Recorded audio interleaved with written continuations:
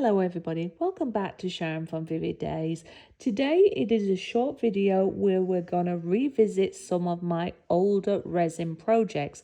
The reason I want to do this is to show people who are just starting out with epoxy resin in their art, whether it be molds, bookmarks or on canvases, to see what time does with resin.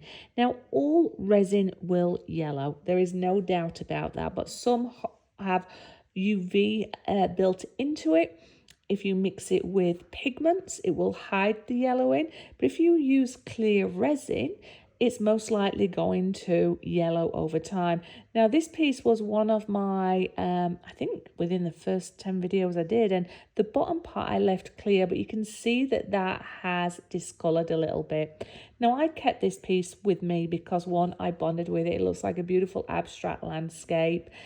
The pigments, the mica powders in there have lasted the test of time, but just up in that corner there where I'd left it clear on the white canvas board, you can see the discoloration.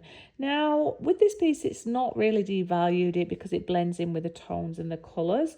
Where it's heavy in the pigment there and it just glistens in the sun, it's beautiful glitter.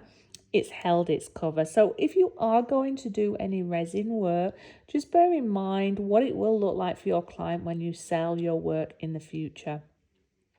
Think about every time you use clear resin, what will happen to that in the future?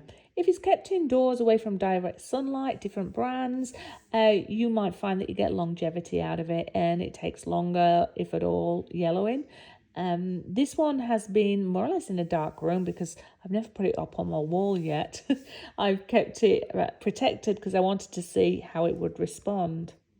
If you didn't see this one being created, I will pop the link in my description so you can have a little look at it.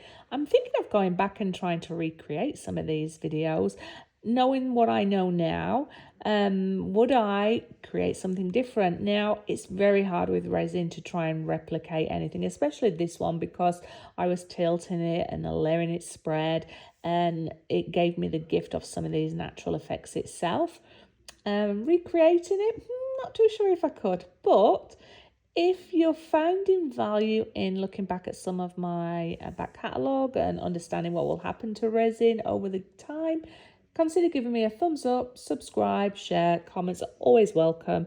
I hope that you enjoy seeing this. Come back and let me know what you think to this. Did you actually see me creating this piece for the first time? I think it was my first big video and then it sort of plateaued, but it's something that I still enjoy. Anyway, I'll see you on the next review. Have a wonderful week. Bye bye.